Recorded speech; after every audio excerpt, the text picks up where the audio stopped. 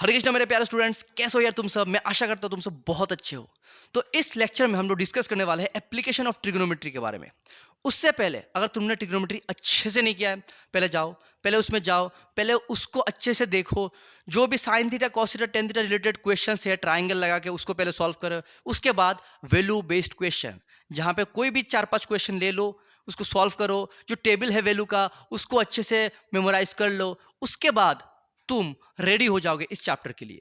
And ये मैं guarantee देता हूं, अगर तुमने पूरा लेक्चर देख लिया, तुम्हें इस चैप्टर का क्वेश्चन मक्खन की तरह लगने वाला है। कैसे एक क्वेश्चन को सॉल्व करके इजीली एक डायग्राम ड्रॉ कर सकते हो, वो तुम सीख जाओगे इस वीडियो के अंत तक। ये मैं तुम्हें गारंटी देता हूं। समझ में आया? समझ में आया? तो वीडियो को शुरू करने से पहले वीडियो के नीचे एक लिंक है, डाउनलोड कर लो। उसमें क्वेश्चंस है जो कि हम लोग इस लेक्चर में डिस्कस करने वाले हैं। तो मैं सिर्फ नंबर बताने वाला हूं, तुम्हें देखना है और देखो इसका सॉल्यूशन कैसे होता है। तो इस चैप्टर को स्टार्ट करने से पहले एक ही कॉन्सेप्ट है, समझ लेते। एक ही कॉन्सेप्ट है, समझ लेते। अब एक तुम्हें सिनारियो देता हूं। मान लो तुम रास्ते पे चल रहे हो, मान लो तुम रोड पे चल रहे हो। जब तुम चल रहे हो, तुम्हारा हेड का पोजीशन कैसा रहेगा? तो सर, जब मैं चलता हूं, मैं ऐसे चलता हूं, ठीक है, या फिर ऐसे चलते हो? सर ऐसे चलता हूं, या फिर ऐसे। नहीं ना, तुम कैसे चलते हो? ऐसे चलते हो। मतलब हेड का पोजीशन स्ट्रेट बॉडी के अलाइनमेंट में रहता है। तो मान लो ये तुम हो, ठीक है, मान लो ये तुम हो, ठीक है। अच्छा ड्राइंग है ना? मान लो ये तुम हो और तुम चल रहे हो, तो तुम कहाँ देखोगे? सर स्ट्रेट देखूंगा। अच्छा ठीक है, तो ये तुम्हारा आई साइट हो जाएगा ना, ये तुम्हारा आई साइट हो जाएगा ना। हाँ सर बिल्कुल सही है। अभी चलते चलते तुम्हें एक दोस्त दिखा जो तुमसे 1000 रुपये कुछ महीने पहले उधार लिया था और अभी तक चुकाया नहीं, ठीक है। वो बिल्डिंग के ऊपर खड़ा हुआ है। मान लो ये बिल्डिंग है और उसके ऊपर वो दोस्त खड़ा हुआ है। तो तुम क्या करोगे? चलते चलते अचानक तुम देखोगे, अरे ये तो मेरा दोस्त है जो 1000 रुपये लिया था। तो पहले तुम यहां पे देख रहे थे, बट अभी तुम दोस्त की तरफ देख रहे हो, ठीक है, जो कि ऊपर है। देख रहे हो ना? देख रहे हो ना? ठीक है, कैसे खड़ा हुआ है, ठीक है, पैसा अभी नहीं दे रहा है। तो क्योंकि तुम ऊपर की तरफ देख रहे हो, तो पहले क्या था? ये अपना था इनिशियल आई साइट। समझ में आया? पहले मैं इस डायरेक्शन में देख रहा था। अगर मान लो मेरे आंखों से लेजर निकलता होगा तो कुछ ऐसा दिखा होगा, ऐसा दिखता होगा। समझ में आया? और अभी मैं ऊपर की तरफ दिख रहा हूं, तो ये ऐसा दिख रहा है। तो इसमें एंगल कुछ क्रिएट हुआ। हाँ सर बिल्कुल क्रिएट हुआ, क्योंकि मैं ऊपर देखने से एंगल क्रिएट हुआ। इसको बोलते हैं एंगल ऑफ एलिवेशन। समझ में आया? समझ में आया? क्लियर है ना? सिंपल सा चीज है। अभी मान लो वो दोस्त तुम्हें देखा, तुमने देखा था उसको, बट वो अभी तुम्हें देख लिया। समझ में आया? देखने के बाद वो अचानक भाग गया। तो भागा जब, उसके पॉकेट से कुछ पैसे यहां पे गिर गया, ठीक है, उसके पॉकेट से कुछ पैसे, मान लो 200 रुपए नीचे गिर गया। तो तुम क्या करोगे? उसको ना देखते हुए अभी इस पैसे को देखोगे। सही बात है, क्योंकि तुम्हें तो भाई कुछ पैसे मिल जाए, वही यहाँ पे तुम्हारे लिए फायदा है ना, क्योंकि दो दे तो नहीं रहा वो। समझ में आया? दे तो नहीं रहा। तो पहले तुम यहाँ पे देख रहे थे, अभी तुम इस डायरेक्शन में देखोगे। सही है? सही है। तो अगर तुम ऐसे देखोगे, ये हो गया तुम्हारा अभी डायरेक्शन। समझ में आया? तो इनिशियल ये है, नीचे अब मैं देख रहा हूं, नीचे मैं देख रहा हूं, यहाँ पे और एक एंगल क्रिएट हुआ हुआ ना, ठीक है। तो इसको बोलते हैं एंगल ऑफ डिप्रेशन। समझ में आया? समझ में आया? तो दो एंगल होता है, एक होता है angle of elevation, angle of depression. ऊपर देखोगे एलिवेट करते हैं, नीचे देखोगे डिप्रेस करता है। और इसी दो कॉन्सेप्ट को लेके पूरा चैप्टर अभी सॉल्व करने वाले हैं। समझ में आया? इसी दो कॉन्सेप्ट को लेके पूरा चैप्टर सॉल्व करने वाले हैं। तो पहला क्वेश्चन अच्छे से देखो। पहला क्वेश्चन अभी देखो, पीडीएफ डाउनलोड कर लिए हो। पहला क्वेश्चन बोला गया है कि a vertical pole stands on a level ground. एक वर्टिकल पोल है, ठीक है, एक वर्टिकल पोल है जो कि ग्राउंड के ऊपर है। तो मैंने ग्राउंड भी बना लिया, वर्टिकल पोल भी बना लिया। सही है। From a point on the ground 25 metre away from the foot of the pole. मतलब क्या है? ये पोल है, इसके फुट से 25 मीटर दूर में एक पॉइंट है। 25 मीटर दूर में एक पॉइंट है। मान लो ये ए बी सी ले लेता हूं, तो डिस्टेंस कितना है? 25 मीटर। समझ में आया? डिस्टेंस है 25 metre. The angle of elevation its top found to be 60 degree. मतलब 25 मीटर दूर जो पॉइंट है, उससे टॉप का एलिवेशन बताया गया। तो मान लो इस पॉइंट में तुम खड़े हुए हो, तो तुम पहले कहाँ देखोगे? यहाँ पे। अभी कहाँ देख रहे हो? टॉप में। तो ये एंगल क्रिएट हुआ, जिसको बोलते हैं एंगल ऑफ एलिवेशन, जो कि दिया हुआ है 60 डिग्री। बोला है find the height of the pole. ठीक है, find the height of the pole. तो मैंने क्या बोला था? अगर तुमने ट्रिग्नोमेट्री अच्छे से किया है तो तुम्हें पता होगा कि तुम्हें चाहिए होगा ये परपेंडिकुलर, तुम्हें दिया गया है ये बेस और एंगल दिया हुआ है। तो परपेंडिकुलर एंड बेस कौन सा ट्रिग्नोमेट्रिक रेशियो में होता है सर? tan थीटा में होता है, परपेंडिकुलर बाय बेस। हाँ, अभी वैल्यू बिठा दो, खत्म खत्म। ठीक है, वैल्यू बिठा दो, परपेंडिकुलर p निकालना है, b दिया हुआ है 25। tan 60 का वैल्यू, tan 60 का वैल्यू अगर भूल चुके होगे एनसीईआरटी खोल लो, उसमें एक टेबल दिख रहा होगा, उसमें पता होना चाहिए। पहले तो मैं 3 बेसिक चीजें लिख लेता हूँ। tan 30 होता है 1/√3, tan 45 होता है 1 एंड tan 60 डिग्री होता है √3। ये 3 चीजें पता होना चाहिए, टेबल में भी है, बिठा दो √3 एंड तुम्हारा हाइट ऑफ द पोल निकल जाएगा जो कि है 25√3। क्लियर है? क्लियर है? फिर लिख देना height of the pole is 25√3 metre. हो जाएगा? हो जाएगा। चलो नेक्स्ट क्वेश्चन करते हैं। Next question 2 number, the angle of elevation of a ladder leaning against the wall.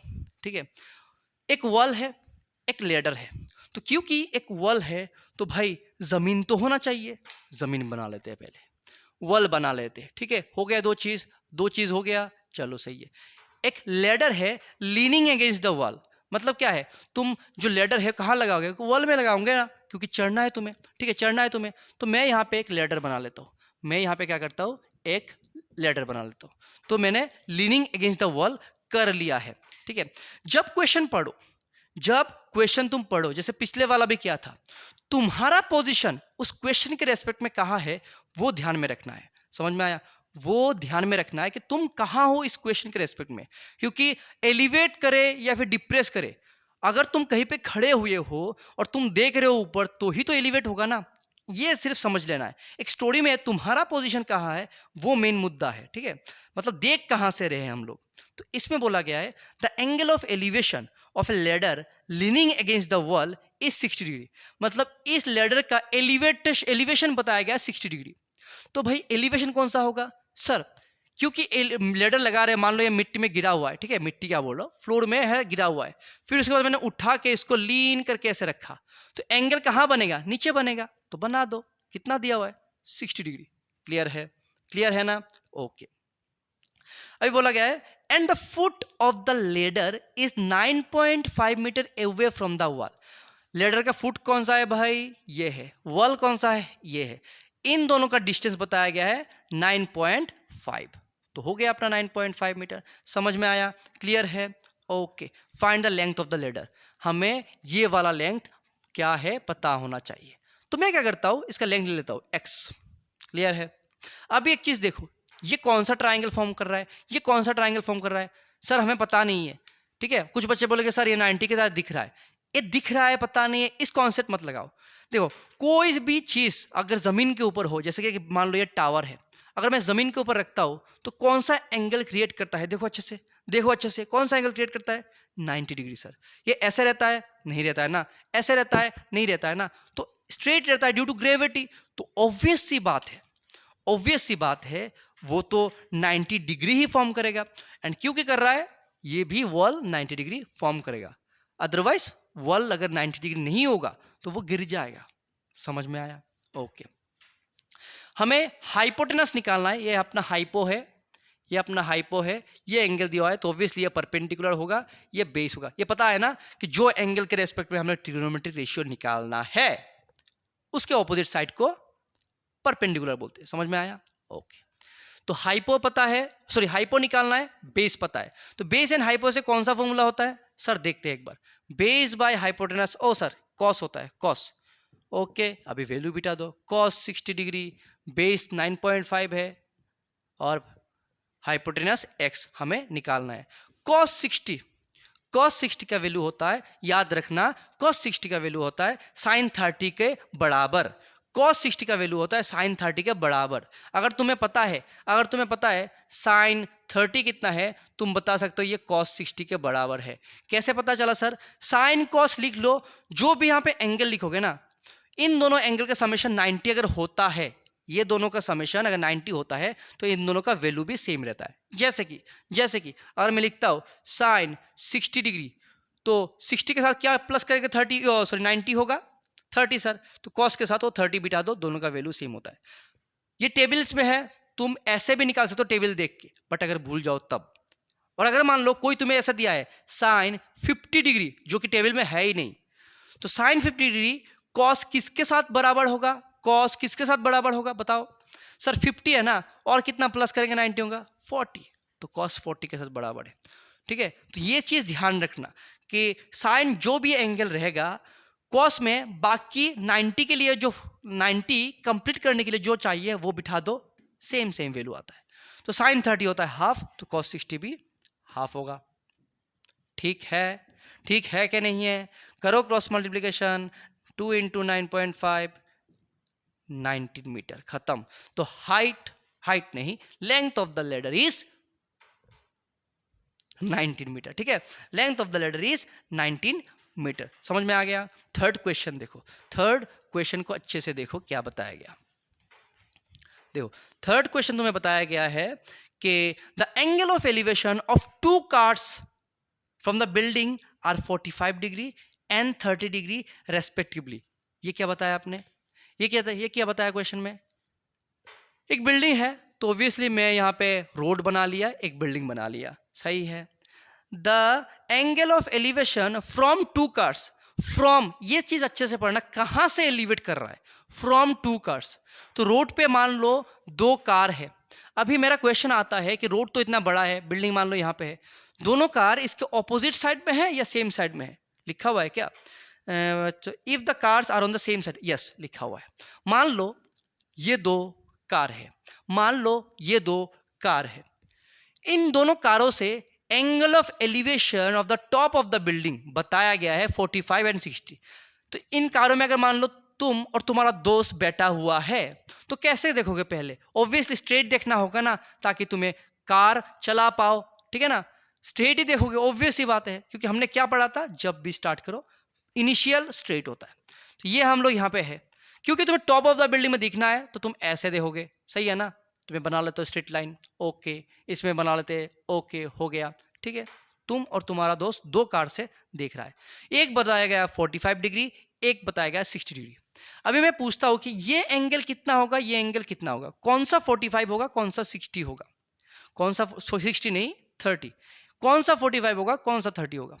अगर मैं पूछूं दोनों में से बड़ा कौन है, तुम बताओगे सर ये तो कंफ्यूज हो रहा है, आपने तो रफ ड्राइंग किया। मैं यहाँ पे समझा देता हूं कि एक पॉइंट ग्राउंड में जितना डिस्टेंस में होगा, एक पॉइंट ग्राउंड में जितना डिस्टेंस में होगा, उतना एंगल का वैल्यू घटता जाएगा। ठीक है, जैसे कि सिंपल ये वाला एग्जांपल देख लो, ये मान लो ये है, देखो ये मैंने ड्रॉ किया और यहाँ पे दूर मैंने ये ड्रॉ किया, कौन सा बड़ा है देखो तो अच्छे से, कौन सा बड़ा है? ये इतना है और ये वाला इतना छोटू सा है। समझ में आया? जितना डिस्टेंस बढ़ेगा उतना एंगल घटेगा। तो एक है 45, एक है 30, सो ऑब्वियसली बड़ा है ये 45 ले लेते, छोटा है ये 30 है। समझ में आ गया? क्लियर है? तो कंफ्यूजन नहीं रहना चाहिए। Same side of the building are 50 metre apart. अच्छा, ये दो कार एक दूसरे से 50 मीटर दूर है, ये भी बताया गया हमें कि इन दोनों का डिस्टेंस 50 मीटर है। ठीक है, बोला गया है find the height of the building. क्योंकि हाइट पता नहीं है, ले लेते हाइट इज क्या, y। ठीक है, हमें ये भी पता नहीं है, ये डिस्टेंस इस कार से इस बिल्डिंग के फुट का डिस्टेंस पता है नहीं है ना, तो इसको ले लेते हैं x। क्लियर है? समझ में आया? अभी यहाँ पे अगर मैं पूछूं कि यहाँ पे राइट एंगल ट्राइंगल कितने बन रहे हैं, तुम बोलोगे सर ये एक बना और ये बड़ा वाला बना। ठीक है, नाम दे देते, ये ए बी सी, ये डी। तो एक है ए बी सी, एक है ए बी डी। कुछ बच्चे ऐसे ही बोल सकते हैं सर इस ट्राइंगल को अगर मैं ले लूं तो क्या फर्क पड़ता है सर, डी ए सी, देखो ये वाला ट्राइंगल। अगर यहाँ पे पूछता हूं कि ये एंगल 90 है कि नहीं है, ये एंगल 90 होता है कि नहीं होता है? ऐसा 90 कभी होता है नहीं, ऑब्ट्यूज होता है ना, ये 90 होता है। ये तुम्हें ट्रिग्नोमेट्री अप्लाई करने के लिए 90 एंगल चाहिए होगा, उससे बड़ा भी नहीं, उससे कम भी नहीं। समझ में आया? तो तुम्हें इस ट्राइंगल का कोई यूज केस नहीं है। ठीक है। कुछ बच्चे ऐसे लिख देंगे ट्राइंगल ले लिया परपेंडिकुलर बेस। अरे भाई तुम परपेंडिकुलर डिसाइड तब ही करोगे ना जब राइट एंगल हो। ये बेचारा तो है ही नहीं राइट एंगल, तो क्यों करना है इसको, तो ये ध्यान रखना। और जब भी इस टाइप का क्वेश्चन है जिसमें दो ट्राइंगल फॉर्म हो रहे हो, पहले तुम छोटा वाला लेना। उससे क्या होता है, स्टेप्स रिड्यूस हो जाते हैं। क्लियर है। तो छोटकू सा ट्राइंगल कौन सा है, ये वाला छोटकू सा है, तो ये वाले को ले लेते हैं। ट्राइंगल नाम क्या है, ट्राइंगल ABC। देखो बेस पता नहीं है, हाइट भी पता नहीं है, इसमें हाइपोटेनस का कोई मतलब बनता नहीं। तुम देख रहे हो हाइपोटेनस का लेंथ कोई पूछेगा ना। पहले वाले में हाइपोटेनस था जो लेडर वाला था। क्यों, क्योंकि लेडर हम लोग रियल लाइफ में यूज करते हैं, ठीक है। लेडर का लेंथ मुझे चाहिए होगा, इसलिए यहां पे हाइपोटेनस का क्वेश्चन बना। मान लो कुछ क्वेश्चन में ऐसा होता है कि उसके टॉप से यहां तक एक वायर लगाया है, ठीक है, एक तार लगाया गया है, तब जाके पूछ सकता होगा हाइपोटेनस निकालो। इसमें नहीं पूछेगा। बोला भी गया है हाइट ऑफ द बिल्डिंग, तो क्या लिखेंगे, tan theta is equal to perpendicular by base. Theta कितना है 45, परपेंडिकुलर है y, बेस है x।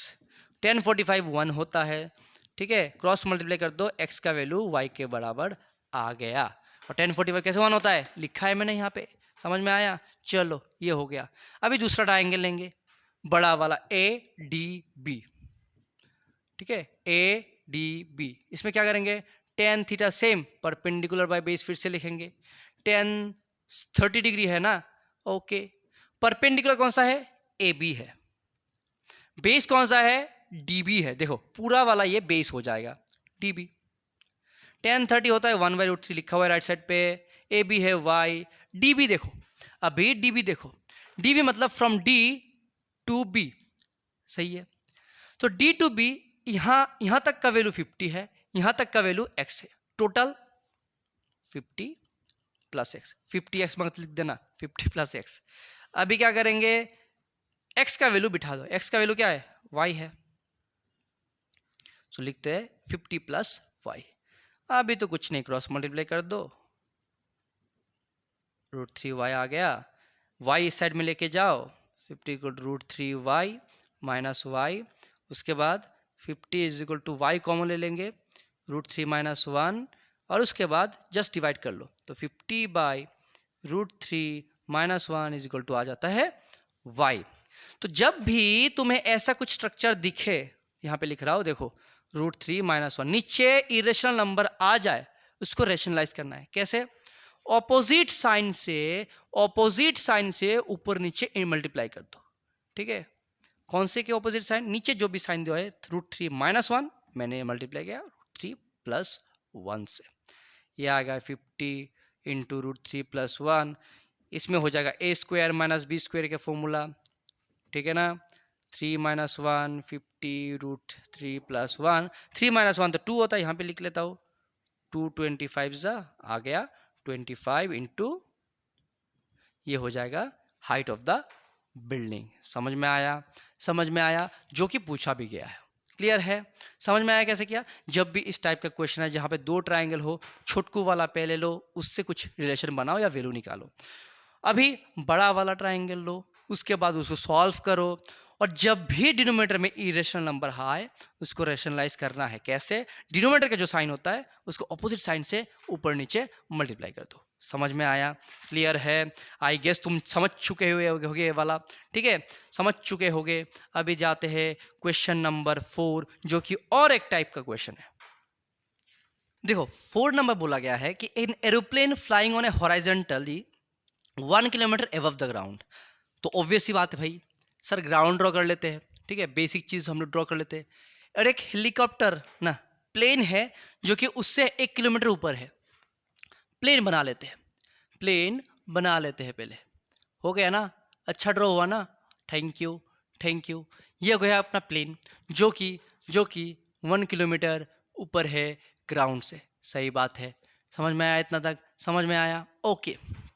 अभी बोला गया है is observed eight an angle of elevation of 30 degree. मतलब इसको पहले तो ऑब्जर्व किया गया angle of elevation of 30 degree. ये वाला चीज ये साइलेंट है, तुम्हें समझना है। बोला गया है ना, ये प्लेन ऑब्जर्व किया गया 30 डिग्री एंगल से। मतलब तुम कहीं पे खड़े हुए होगे, यहाँ पे तुम कहीं पे खड़े हुए होगे यहाँ पे, और तुमने यहाँ पे देखा प्लेन का एंगल ऑफ एलिवेशन बना 30 डिग्री। 30 डिग्री बोला है क्या? 60 डिग्री, ठीक है, 60 डिग्री बोला गया है। समझ में आया? यहाँ तक समझ में आया? ओके। उसके बाद आफ्टर 10 सेकेंड, 10 सेकेंड बाद it's elevation is 30 degree. 10 second बाद उसका एलिवेशन 30 डिग्री हो जाता है। तो यहाँ पे प्लेन मूव करेगा। मान लो यहाँ से यहाँ तक गया, प्लेन यहाँ से यहाँ तक गया। जब यहाँ तक गया तो अभी सेम तुम वहीं पे खड़े हुए हो। ऐसा तो है नहीं कि तुम प्लेन के साथ दौड़ रहे हो, ठीक है, वैसा कभी भी नहीं होता। जब भी क्वेश्चन स्टार्ट होता है तुम्हें ध्यान रखना है, जहां से एलिवेशन बोला जाए तुम वहीं पे थ्रू आउट द क्वेश्चन रहोगे। समझ में आया? तुम्हारा पोजीशन ये है ना, और तुम एलिवेट कर रहे हो क्योंकि ओब्वियस तुम्हें ऊपर देखना है, प्लेन तो जमीन के नीचे चलता है नहीं, ठीक है ना, तो डिप्रेशन तो होगा नहीं। तो हो गया 60। अभी का पोजीशन के लिए वो हो जाएगा 30। यहाँ पे बोला गया है ये 30 डिग्री है। समझ में आया? अभी मैं अगर पूछता हूँ प्लेन जो यहाँ पे चल रहा है ना, जो यहाँ पे चल रहा है, यहाँ पे एक तुम्हें समझ लेना है कि अगर ये मेंशन ना हो, जैसे कि यहाँ पे मेंशन नहीं किया गया है, तो तुम्हें समझ लेना है प्लेन एक स्ट्रेट लाइन से चल रहा है, ऐसे ऐसे नहीं जा रहा है या फिर ऐसे नहीं जा रहा है। समझ में आया? स्ट्रेट चलता है। तो अगर यहाँ पे इसका हाइट 1 किलोमीटर है तो यहाँ पे इसका हाइट क्या होगा? सर सेम ही होगा क्योंकि सेम हाइट पे चल रहा है, 1 किलोमीटर। समझ में आया? 1 किलोमीटर। समझ में आया ना? क्लियर है? ओके। तो हमें मिल गया दो पोजीशन ऑफ द प्लेन जो कि 1 किलोमीटर हाइट में है। अच्छी बात है, क्लियर है यहाँ तक? अभी तुम्हें क्या निकालना है? तुम्हें निकालना है the speed of the aeroplane. भाई ये स्पीड कहाँ से आ गया? हम तो डिस्टेंस निकाल रहे थे। देखो कैसे निकालना है। इस पोजीशन से, मान लो ये वाला पोजीशन ए है और ये बी है, ए से बी तक जाने में कितना टाइम लगा? क्वेश्चन में दिया हुआ है सर 10 सेकेंड। 10 सेकेंड लगा, ठीक है, 10 सेकेंड लगा ना। ओके, ले लेते हैं let the speed of the plane. कितना लिया? ले लेते हैं x किलोमीटर पर सेकेंड, ठीक है, से पर सेकेंड लेना है क्या? किलोमीटर नहीं, x किलोमीटर पर आवर ले लेते। नॉर्मल जो स्पीड होता है ऐसे ही तो लेना होता है ना। चलो अभी क्वेश्चन स्टार्ट करते हैं। ए से अगर बी तक गया तो मुझे ए बी का लेंथ निकालना है, ए बी का लेंथ निकालना है। इससे पहले तुम मुझे बताओ ये फॉर्मूला क्या होता है? Covered distance is equal to क्या इंटू टाइम होता है? सर स्पीड इंटू टाइम होता है। लिख लो भाई, स्पीड इंटू टाइम होता है। समझ में आया? समझ में आया? आएगा ना? ठीक है, चलो बिठा दो। कवर्ड डिस्टेंस कितना है? ए से बी तक गया तो ए बी है। स्पीड कितना अभी हमने लिया? x। टाइम कितना लगा? 10 सेकेंड। भाई अभी तो हमने लिया था ना कि स्पीड किलोमीटर पर आवर है, सेकंड में कैलकुलेट कर सकते हैं ना, इसको आवर में कन्वर्ट करना होगा। मिनट हो गया। तो तुम्हें पता होना चाहिए जब तुम 3600 से डिवाइड करते हो सेकंड को, वो आवर हो जाता है। कैंसिल आउट करो, यहाँ से आया x is equal to 36 and 0। समझ में आया?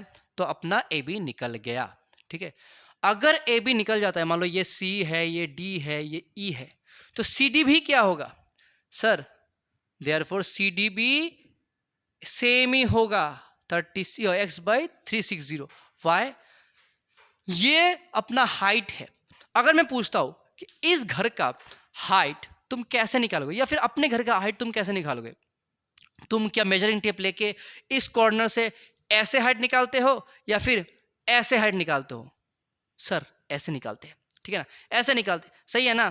तो ऐसे तुम अगर देखो ये फ्लोर है तुम्हारा, तुम ऐसे हाइट निकाल रहे हो ऐसे, तो फ्लोर के साथ वो क्या एंगल बना रहा है? फ्लोर के साथ वो क्या एंगल बना रहा है? सर 90 डिग्री बना रहा है। ऐसे हाइट तो हम लोग नहीं लेते, ऐसे भी नहीं लेते। समझ में आया? समझ में आया?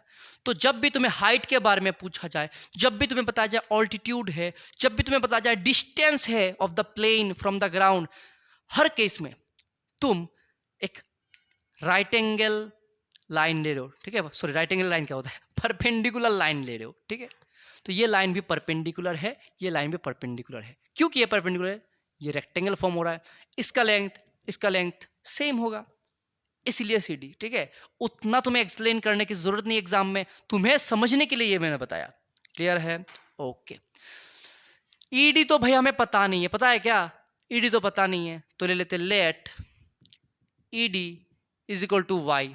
ठीक है, ईडी हमने वाई ले लिया ताकि क्वेश्चन करने में दिक्कत ना हो। अभी स्टार्टिंग में मैंने क्या बोला था कि जब भी दो ट्रायंगल दिखे तो सबसे पहले छोटू सा ट्रायंगल को ले लेना है। तो मैं क्या करता हूँ, इस छोटू से ट्रायंगल से ही शुरू करता हूँ। इस छोटू ट्रायंगल का नाम क्या है, ए ई डी। ओके, ए ई डी क्या होगा, tan 60 डिग्री, ये 60 है ना, इसके लिए tan 60 है। tan 60 degree is equal to perpendicular जो कि है ए डी बाई बेस जो कि है ई डी। tan 60 होता है 1/√3 है ना, tan 60 √3 होता है। ए डी 1 किलोमीटर था, बाई ई डी वाई है, यहाँ से y निकालेंगे, क्रॉस मल्टीप्लाई करो √3, y is equal to 1, y is equal to 1/√3। Sir अभी इसको भी रेशनलाइज करना है, यहाँ पे ज़रूरत नहीं क्योंकि ये फाइनल आंसर तो है नहीं। ठीक है, इसको बाद में यूज़ करेंगे। ठीक है, फाइनल आंसर में तब जाके करेंगे, पहले ज़रूरत नहीं है। नाउ अभी बड़ा ट्रायंगल, ये वाला नाम क्या है, ट्रायंगल ई सी बी, ई सी बी। समझ में आया, समझ में आया, क्लियर है? ओके चलो सो लिखेंगे tan 30 डिग्री परपेंडिकुलर है बी सी बाई बेस है ई सी। यहाँ से ध्यान में देखो, tan 30 तो अपना 1/√3 होता है, बी सी यहाँ पे 1 है किलोमीटर, ई सी देखो, ई सी ये जो टोटल है E D plus D C है। सही बात है, लिखो E D plus D C. Okay, 1/√3 E D क्या है, y है, प्लस क्या है, डी सी क्या है, निकाल के रखा था, डी सी या फिर सी डी क्या है, x बाई 360। क्लियर है? चलो अभी थोड़ा एलसीएम ले लेते हैं। 1/√3 इज इक्वल टू 1 अच्छा एलसीएम लेने से पहले y भी तो निकाल के रखा था ना, बिठाना होगा ना, क्योंकि y का तो कोई काम नहीं है, x निकालना होता है हमें, स्पीड। सो मैं क्या करता हूँ, y की जगह वैल्यू बिठा देता हूँ, आया x/360। ओके यहाँ पे एक चीज़ समझना, ये भी डिनोमिनेटर में है, ये भी डिनोमिनेटर में है, तो मैं क्या करता हूँ, क्रॉस मल्टीप्लाई करता हूँ, this into this 1/√3 is equal to this into this √3। अभी लेते हैं एलसीएम, एलसीएम क्या होगा, 360 इंटू √3। एलसीएम कैसे ले जाता है पता है, कब जब कुछ कॉमन नहीं होता, डिनोमिनेटर इंटू डिनोमिनेटर में लिख देना होता है। ठीक है, एंड क्रॉस मल्टीप्लाई करके न्यूमरेटर में लिख देना होता है, और बीच का जो साइन है वो तो लिखोगे, 360 into 1 plus x into √3। Clear है? अभी क्या करेंगे, क्रॉस मल्टीप्लाई, तो 360 प्लस √3x और 360 ये वाला इंटू हो जाएगा, राइट साइड में 360 √3 एक था इंटू √3, तो 360 प्लस √3x एंड √3 इंटू √3 होता है, तो 360 इंटू 3 हो गया। ठीक है, इसको साइड चीज कर लेते हैं, पहले तो मल्टीप्लाई कर देते हैं, तो 360 इंटू 3 कितना होता है, 3 3 900, 3 6 18, 1080 होता है। ठीक है, सही है सर? ओके, 1080 माइनस 360 √3x कितना आएगा एंड 720 आएगा, तो √3x 720 निकला, तो ये होगा 720/√3। ऐसे रखेंगे आंसर, क्या ऐसे रखेंगे? नहीं रखेंगे सर, √3 नीचे है, रैशनलाइज करो इसको। तो क्या करेंगे, सेम जो भी यहाँ पे सिंगल अगर होता है रूट, तो उसी रूट से ऊपर नीचे मल्टीप्लाई करना होता है, और अगर प्लस माइनस होता है, थोड़ी देर पहले क्या था, ऑपोजिट साइड से मल्टीप्लाई करना होता है। तो आएगा 720 इंटू √3, और √3 इंटू 3 होता है, सॉरी √3 इंटू √3 होता है 3, कैंसिल आउट कर लो, 240 आएगा। सो आंसर आया 240 √3। तो तुम्हें अगर कोई पूछे स्पीड ऑफ द एरोप्लेन कितना है, तो 240 √3। अगर क्वेश्चन में दिया जाए √3 का वैल्यू 1.73 है, बिठाना है, मल्टीप्लाई कर देना है। समझ में आया? क्लियर है? अच्छे से देखो इसको, उतना हार्ड है नहीं, बट पहले तो ड्रॉ करना आना चाहिए होगा, फिर ड्राइंग करने के बाद तुम्हें सॉल्व करना है, और आंसर में कभी भी इरेशनल नंबर को डिनोमिनेटर में नहीं रखना है। क्लियर है? अभी इस क्वेश्चन को डिफरेंट तरीके से पूछ सकता है। बोल सकता है कि एक ड्रोन है जो यहाँ से यहाँ तक गया, जो अभी का सिनेरियो है। ड्रोन का क्वेश्चन मतलब इंपॉर्टेंट क्वेश्चन हो जाता है, क्योंकि अभी प्लेन के से ज़्यादा ड्रोन ज़्यादा चलता है, ठीक है। और क्योंकि जो ड्रोन ज़्यादा चलता है तो उसके रिगार्डिंग क्वेश्चन देना तो ज़रूरी है, रिलेवेंसी की वजह से, ठीक है। तो आता है इस टाइप का क्वेश्चन। या फिर बोल सकता है एक गैस बैलून यहाँ से यहाँ तक गया। या फिर बोल सकता है तुमने एक बर्ड है जो पेड़ में दिखा, तुमने उसको कुछ थ्रो किया स्टोन, तो वो फ्लाई होके यहाँ से यहाँ तक चला गया सेम हाइट में। वैसे भी क्वेश्चन आ सकते हैं। तो तुम्हें क्या करना है, जैसा भी क्वेश्चन आए कॉन्सेप्ट याद रखना है। जब भी कुछ उड़ेगा आसमान पे, ठीक है, उड़ेगा आसमान पे, तब ऐसा शेप बनेगा और उसमें पहले छोटकू से कंडीशन निकालना है या फिर वैल्यू निकालना है, बाकी सॉल्व कर देना है। क्लियर है? क्लियर है। चलो अभी 5 नंबर करते हैं। अभी तक जो हम लोगों ने मैथ्स किया था उसमें सब जगह हम लोग ग्राउंड में खड़े हुए थे, ठीक है। अभी तो ऊपर उड़ने की बारी है, ठीक है, ऊपर जाने की बारी है हमें। 5 नंबर क्वेश्चन देखो। From the top of a 15 metre high building. भाई एक बिल्डिंग है, एक, तो हमें क्या करता हूँ, ग्राउंड बना लेता हूँ, उसमें एक बिल्डिंग बना लेता हूँ। बोला गया कि बिल्डिंग है जो कि 15 मीटर हाई है और उसके टॉप से, फ्रॉम बोला है ना, उसके टॉप से मतलब तुम इसके ऊपर हो, ठीक है, तुम इसके ऊपर हो, मान लो छत पे हो तुम, ठीक है। 15 metre high building, the angle of elevation of the top of the tower is 30 degree. ये क्या बता दिया सर? मैं तो बिल्डिंग के ऊपर हूं, तो मैं ऊपर हूं, फिर उसके बाद एलिवेशन बोला गया, तो मुझे और ऊपर देखना होगा। किसका एलिवेशन है? Top of the tower. अभी टावर कहाँ है? कुछ बच्चे टावर कहाँ है वो ढूंढने में कंफ्यूज हो जाते हैं। मैंने ऐसा भी देखा है, इसके ऊपर एक टावर बना लेते हैं, फिर यहाँ पे ऐसे देखते हैं। मैंने ऐसा देखा है सोल्यूशन करते हुए कुछ बच्चों को। तो तुम अगर ऐसे बच्चे हो मत करना ऐसे, समझो बात को। तुम्हें बताया गया कि तुम टॉप ऑफ द बिल्डिंग में हो, ठीक है। बोला गया कि from the top of the building, मतलब बिल्डिंग के टॉप से, क्योंकि बिल्डिंग के टॉप से मतलब तुम हो, समझ में आया, 15 मीटर, तो तुम यहां पे हो। The angle of elevation of the top of the tower, मतलब तुम्हारे सामने एक टावर होगा जो कि उससे भी ऊंचा होगा और उसका एलिवेशन तुम कर रहे हो, मतलब ऊपर की तरफ देख रहे हो। अभी समझ में आया? अभी समझ में आया? क्योंकि तुम पहले स्ट्रेट देख रहे थे, तो ये लाइन पहले तो हो जाएगा। ऊपर जा रहे हो तो ये होगा एंगल ऑफ एलिवेशन जो कि दिया है हमें 30 डिग्री। क्लियर है? क्लियर है? समझ में आया ना? ये ध्यान रखना है सिर्फ। ओके, हो गया यहां तक। And the angle of depression of its foot is 45 degree. किसका फुट की बात कर रहा है? अभी यहां पे देखो सर, यहां पे तो क्लियर बताया नहीं है कि एंगल ऑफ डिप्रेशन किसके फुट का होगा, इसके फुट का होगा या फिर इसके फुट का होगा। तो तुम अगर ऐसे ड्रॉ कर दोगे, तुम अगर ऐसे ड्रॉ कर दोगे तो क्या सही होगा? तुम सिर्फ फुट से तो फुट पे तो देख रहे हो, इसके फुट में देख रहे हो ना। कुछ बच्चे ऐसे भी ड्रॉ करेंगे, इसका फुट ऐसे देख रहे हैं, तो कौन सा सही होगा, ये वाला या फिर ये वाला? ध्यान से समझना क्या बोला था। जब भी स्टोरी मोड क्वेश्चन पढ़ो, तुम्हारा पोजीशन जहां पे फिक्स्ड हो जाए, थ्रू आउट द क्वेश्चन तुम वहीं पे रहोगे। कहां रहोगे? वहीं पे रहोगे। इस क्वेश्चन में तुम कहां हो? सर मैं तो इस पोजीशन में हूं सर। तो कोई तुम्हारे पास जादू है, कोई तुम्हारे पास जादू है कि तुम उठ के यहां से यहां चले जाओगे और यहां से नीचे देखोगे? पॉसिबल है? नहीं है ना। तो तुम भाई जहां पे हो वही रहो। उस पोजीशन से इस टावर के फुट का डिप्रेशन बताया गया है 45 डिग्री। अभी समझ में आया? अभी समझ में आया कि नहीं आया? क्लियर है? तुम्हारा जगह फिक्स्ड है, ठीक है। क्लियर है? ओके, ये ध्यान रखना। कभी कभी तुम्हें डायरेक्टली नहीं बोलेगा, जैसे बोला गया था depression of the foot, foot किसका है ये बताया नहीं है। तो क्योंकि तुम समझदार हो, तुम्हें समझ लेना है, क्योंकि मैं यहां पे खड़ा हुआ तो उसके फुट ही बात कर रहा है। मैं अपने बिल्डिंग का फुट को कैसे देखूंगा? ये पॉसिबल है कि अपने बिल्डिंग का फुट को मैं देख रहा हूं? नहीं है ना। तो ऑब्वियसली तुम दूसरे का देखोगे। ओके, डिप्रेशन 45 डिग्री ये है।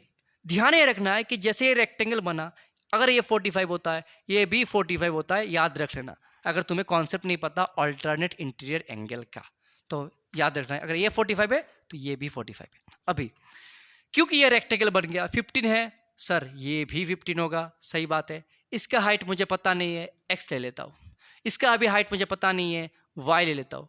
और ये y है तो ये भी y है। क्लियर है? क्लियर है? Okay, find the height of the tower.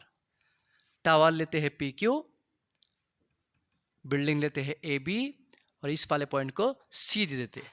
तो मैंने क्या लिया? Let Q be equal to C A is equal to y. ठीक है, इन दोनों का वैल्यू मैंने y ले लिया और PC का वैल्यू x ले लिया। अभी क्या करना है, ये जो नीचे वाला ट्राइंगल है पहले इसका वैल्यू लो। सर ऊपर वाला क्यों नहीं लेंगे? ऊपर वाले के लिए तुम्हारा परपेंडिकुलर ये होगा, बेस ये होगा, दोनों तुम्हें पता नहीं है इसलिए नहीं लेंगे। ठीक है, चलो ट्राइंगल ए क्यू बी क्या लिखेंगे, tan 45 degree equal to perpendicular by base 15 by y. बताओ क्या होगा, y क्या होगा 15 मीटर। क्लियर है, चलो y निकल गया। क्योंकि y निकला ये भी निकला अपना, अभी यूज कर लेते हैं।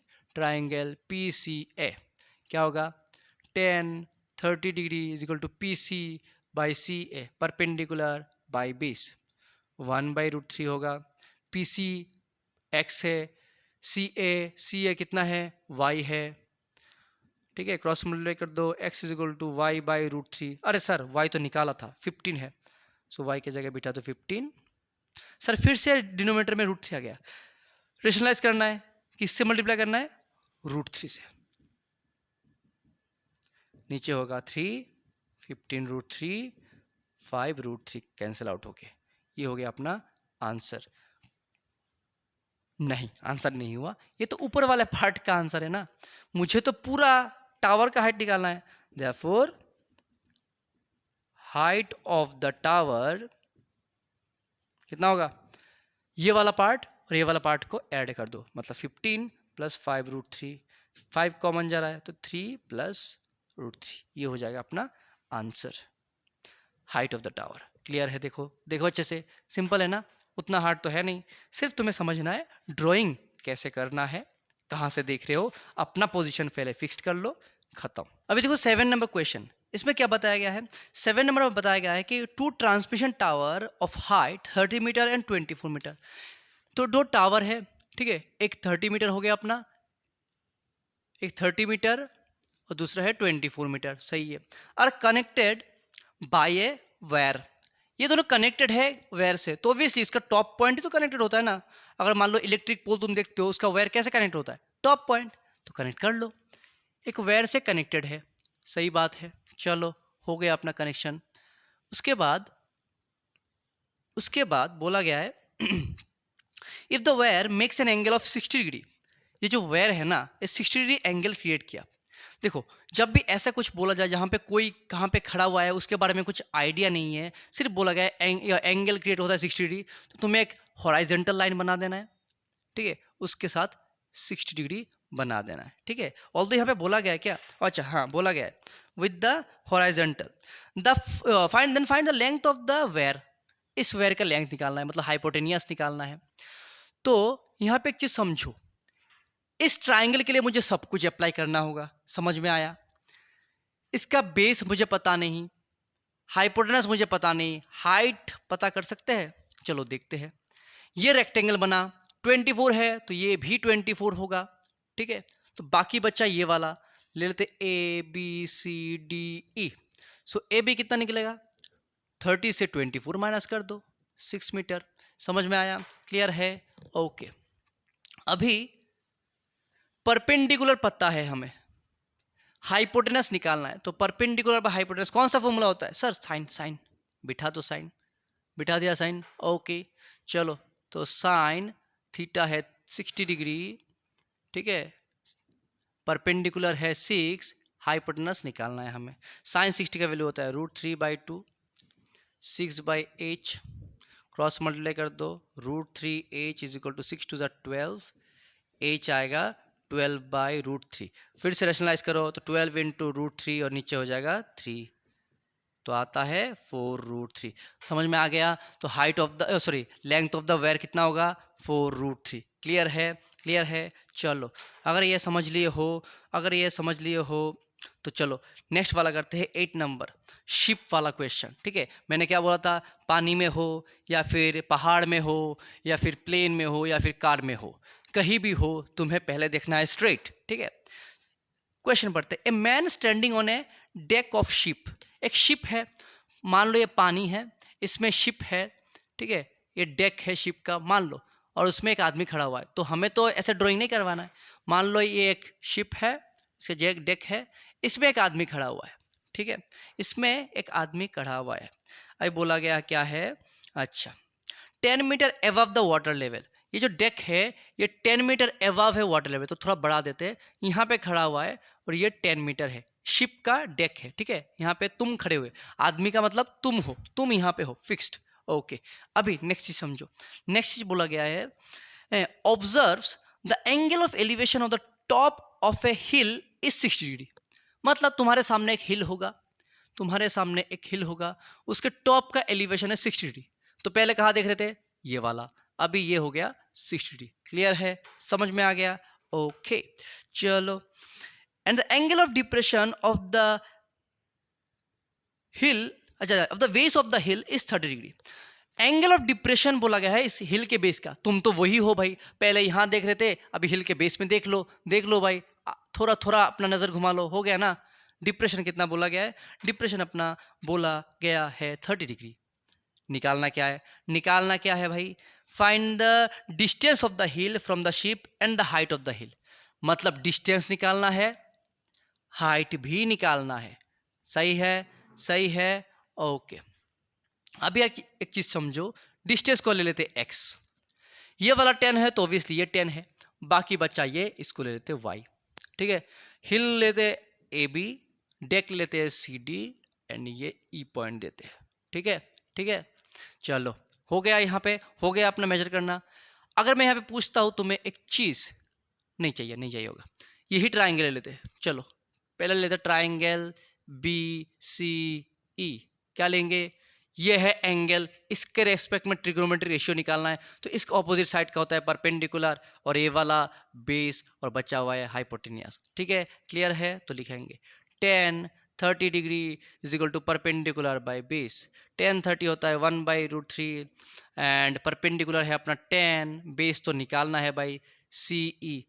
अच्छा देखो ये वाला लेंथ और ये वाला लेंथ तो सेम है ना, क्योंकि बार बार यही चीज बोल रहे रेक्टेंगल रेक्टेंगल, तो यहां से निकला 1/√3 10/x, क्रॉस मल्टीप्लाई करेंगे तो 10√3 आ गया, तो ये निकल गया डिस्टेंस, ठीक है, डिस्टेंस ऑफ द हिल, पहला वाला पार्ट हो गया, पहला वाला पार्ट हो गया, चलो अभी नेक्स्ट वाला पार्ट, नेक्स्ट वाला पार्ट कौन सा है, हाइट भी निकालना है हमें हिल का, तो ट्राइंगल ले लेते हैं, कौन सा लेंगे, ट्राइंगल ACE, ये ऊपर वाला ट्राइंगल ले लेंगे, चलो क्या होगा 10 60 is equal to again perpendicular by base, मतलब AE बाय CE हो गया, 10 60 अपना होता है √3, AE है y हमने लिया था, और CE अभी निकाला था, CE क्या है 10√3, क्रॉस मल्टीप्लाई कर दो तो y इक्वल टू आगा 10√3 इंटू √3, √3 इंटू √3 कितना होता है 3 होता है, तो 10 इंटू 3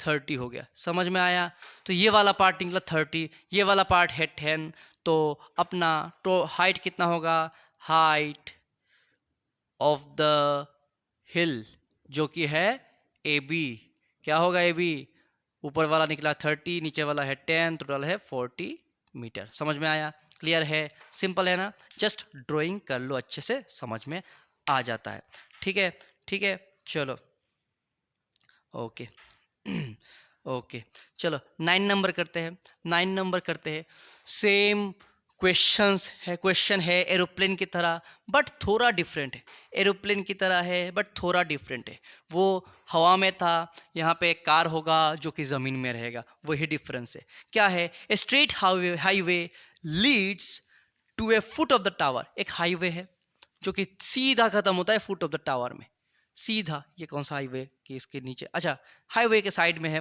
टावर, ठीक है, and on the foot of the tower, okay समझ में आ गया, a man standing on the top of the tower, तुम यहाँ पे हो, ठीक है, तुम ऊपर हो, जस्ट लाइक ए बैटमैन, तुम यहाँ पे हो, ठीक है, यहाँ से तुम क्या ऑब्जर्व कर रहे हो, ठीक है, ऑब्जर्व से car eight an angle of depression of 30 degree, ठीक है, एक कार यहाँ पे है जिसका डिप्रेशन तुमने ऑब्जर्व किया, ये तो 30 डिग्री है भाई, ठीक है, तुमने यहाँ पे अपने आप मेजर कर लिया 30 डिग्री है, which is approaching to the foot of the tower, जो कि इससे आगे जा रहा है, इस तरफ टावर के फुट की तरफ, ठीक है, जा रहा है, जाने दो, क्या है, फर्क पड़ता है। Okay, approaching with uniform speed, speed fixed है। In 6 second later the angle of depression of the car becomes 30 degree. 6 second बाद मान लो ये यहाँ पे आ गया, अभी फिर से तुम इसके ऊपर देख रहे हो, डिप्रेशन बना 60 डिग्री। डिप्रेशन कितना बना? डिप्रेशन बना 60 डिग्री। यहां से यहां तक आने तक उसको टाइम कितना लगा? 6 सेकंड। 6 सेकंड।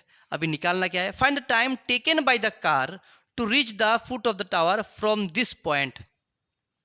मतलब इस पॉइंट से यहां तक आने तक कितना टाइम लगेगा ये निकालना है। सर ये फिर से टाइम वाला क्वेश्चन आ गया। पता नहीं है तो 30 सेकंड ले लेते हैं। पता नहीं है तो 30 सेकंड ले लेते हैं। तो ए नाम दे देते हैं, नाम के बिना तो होगा नहीं। ओके, मुझे लेना होता है कि let the uniform speed of the car का पहले स्पीड ले लेता हूं, कितना? x kilometre per hour. ऐसा नहीं लेते, मीटर पर सेकंड लेते हैं, ठीक है, अच्छा होगा। x मीटर पर सेकंड मैं ले लेता हूं स्पीड।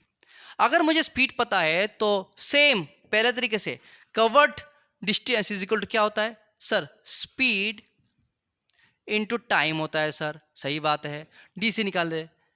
स्पीड क्या है? अभी तो लिया, टाइम कितना लगा? 6 लिया तो आया 6x। सिमिलरली सी बी निकाल लो। स्पीड इंटू डिस्टेंस, स्पीड है x, distance sorry speed into time, speed है x, टाइम लगा यहां से यहां तक मैंने लिया t, आया xt। तो इसका लेंथ निकला। हाँ भाई निकला, सही है। टावर का हाइट मुझे तो पता नहीं है, ये ले लेता हूं मैं y। ठीक है, ना भी लो क्या फर्क पड़ता है। अच्छा ले लेते हैं, चलो। अभी कौन सा लेंगे? हर बार मैंने क्या बोला कि पहले तो तुम छोटू सा ट्रायंगल लो, फिर उसके बाद बाकी में आओ। तो पहले छोटा ट्रायंगल ABC, 10 60 परपेंडिकुलर जो कि है y बाई बेस जो कि है CB। ये T बेस नहीं है, यहाँ पे टाइम दिखाने के लिए मैंने समझाया। CB है बेस, ठीक है, CB है बेस। y बाई CB कितना है? xt। यहाँ से क्या निकला? y is equal to √3xt। Relation बना अपना, ये बाद में यूज करेंगे। दूसरा ट्राइंगल बड़ा वाला ADB, 10 30 degree is equal to AB by DB। 10 30 है 1 बाई √3, AB y है, DB देखो ये वाला प्लस ये वाला मतलब DC प्लस CB। DC तो भाई निकाल के रखे थे ना। हाँ सर 6x है। CB है सर अभी निकाला xt, और y का वैल्यू √3xt। ओके, यहां से आते हैं 1 बाई √3 सर नीचे से x कॉमन दिख रहा है, ले लो 6 प्लस t आया, x कैंसिल। देखो अभी सिर्फ एक इक्वेशन, सिर्फ एक वेरिएबल जो कि है t, क्रॉस मल्टीप्लाई कर लो। 6 plus t √3 into √3t, 3t, t को ले लो, 2t आएगा, 3t माइनस t, और t का वैल्यू आ जाएगा 3। तो मतलब इस पॉइंट से इस पॉइंट तक जाने के लिए टाइम लगा 3 सेकेंड। कर पाओगे? और एक हम लोगों ने स्पीड डिस्टेंस वाला क्वेश्चन कर लिया, समझ में आया? एरोप्लेन हो, बलून हो, या फिर ड्रोन हो, या फिर एक बर्ड हो, या फिर कार हो, सब में स्पीड वाला क्वेश्चन लगता है और करना ऐसे होता है, सिर्फ इस फॉर्मूले से। क्लियर है? चलो अभी हम लोग 10 नंबर जो कि कुछ केस स्टडी है, बेसिकली केस स्टडी है। पहले तो ड्रॉ कर लो ये वाला। यहाँ पे दो कैरेक्टर है, एक है क्या नाम है इसका? अरे एक है अनुजा, दूसरा है सार्थक। ठीक है, इन दोनों का डिस्टेंस डायग्राम में दिया है हमें 1365 मीटर। और 3 एरोप्लेन यहाँ पे देख रहे हैं हम लोग। यहाँ पे है A, यहाँ पे है B, यहाँ पे है C। हो गया ड्राइंग। ठीक है, क्वेश्चन पढ़ लेते, बहुत बड़ा क्वेश्चन है। Surya Kiran is a aerobatics demonstration team of the Indian air force. ठीक है, डेमोन्स्ट्रेशन टीम है, मतलब रिपब्लिक डे में देखते हो ना, प्लेन उड़ता है, कलरफाई होता है, उस टाइप का, and was formed in 1996. In Surya Kiran demonstration, fighter pilots perform an aerobatic maneuvers. मतलब वही प्लेन घूमता है, ऐसे कलर निकलता है, इंडिया का फ्लैग निकलता है, इस टाइप का देखा है ना रिपब्लिक डे में, वही चीज़ की बात यहाँ पे हो रहा है. इन ग्रुप ऑफ थ्री मतलब ए बी सी 3 प्लेन दिख रहा है हमें. ओके, स्टार्ट करते. Anuja is watching the demonstration from the हवा महल. ठीक है, इसका पोजीशन है हवा महल. ठीक है, while Sarthak is at city place. Both of them are 1365 meter apart as shown in the figure.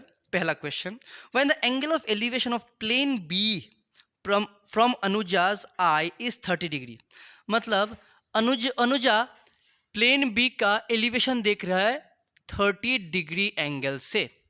ध्यान से देखना, 30 डिग्री एंगल से. The plane altitude is 675. थोड़ी देर पहले हमने डिस्कस किया था ना, हाइट बोले, डिस्टेंस बोले या फिर ऑल्टीट्यूड बोले, क्या है उसका मतलब एक परपेंडिकुलर लाइन बनाना है जमीन से, और उसी का लेंथ दिया है 675. ठीक है, समझ में आया? Okay. What is the horizontal distance from where Anuja is standing. मतलब अनुजा जहां पे है उससे इस पॉइंट का हॉरिजॉन्टल, मतलब ये लाइन निकालना है तुम्हें.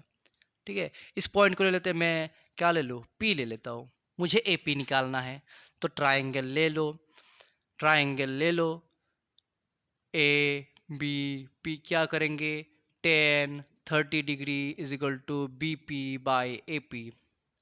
1/√3. बी पी कितना है भाई, बी पी है 675. ए पी तो हमें पता नहीं, क्रॉस मल्टीप्लाई कर लो, 675 इंटू √3 मतलब 675√3 मीटर. ये आ गया हॉरिजॉन्टल डिस्टेंस. क्लियर है, समझ में आया, उतना हार्ड नहीं है. बी नंबर देखो, when the plane are in landing formation, मतलब लैंड कर रहा है ऐसे, तब from the point B, pilot from the point B can see plane A at an angle of elevation of 30 degree.